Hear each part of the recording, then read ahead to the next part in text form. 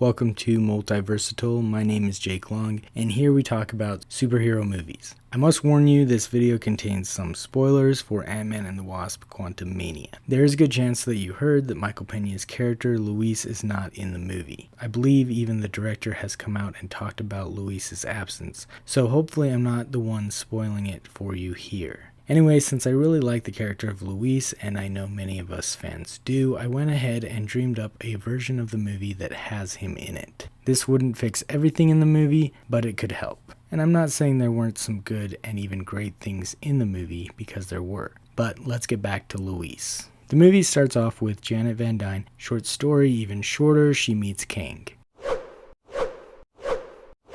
They go out to the lab and explain that they are going to send a signal to the quantum realm. Since Scott didn't know about this secret project, he already had plans to hang out with Luis and Kurt. So they come over just as everyone is getting pulled into the quantum realm. Hank could tell Scott how to shut down the quantum vacuum before he gets pulled in, and then Scott tells Luis as he shows up. Luis and Kurt manage to get the quantum vacuum turned off just after Scott goes in to save Cassie. Then Luis and Kurt look at each other dumbfounded because they have no idea how to get the Ant family back.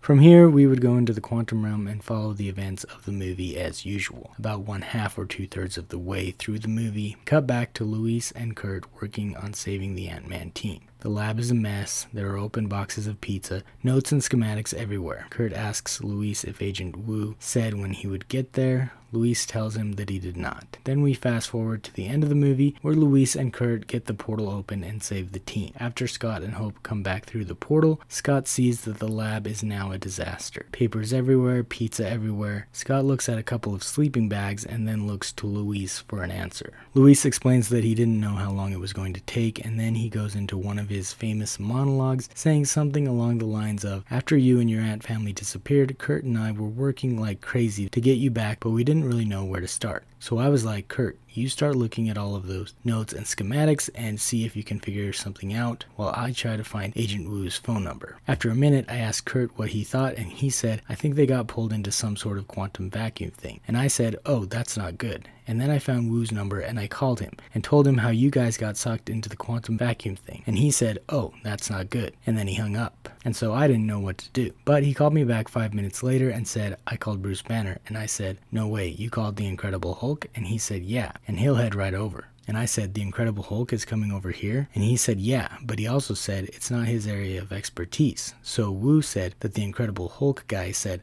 that he's going to call Dr. Bill Foster. And I said, "Oh yeah, I remember that guy. He worked with Dr. Pym. That's a good idea." So the Incredible Hulk called Dr. Foster and told him about our situation. And guess what Dr. Foster said? Scott replies with something like he said he would come over since he's standing right there, and points to Dr. Foster. Luis then says yes and nods while smiling, his classic smile. And then he says, "And the Incredible Hulk came too." Of course, it would all sound much better with Michael Peña's voice, but you get the idea. After that, we would see Luis and possibly Kurt in the closing montage, hanging out with the Ant family. And I know the actor that played Kurt voiced the goo guy, but I think the two characters sound and definitely look different enough that it would be believable. By the way, the movie also disregarded the whole Ghost and Bill Foster storyline, but that is a topic for another time. Anyway, let me know what you think about this incorporation of Luis and Kurt into Ant-Man and the Wasp Quantumania. Do you have any other ideas that you'd like to add? Also, I'd appreciate it if you click that like button and subscribe for more similar videos. Thanks for watching and take care.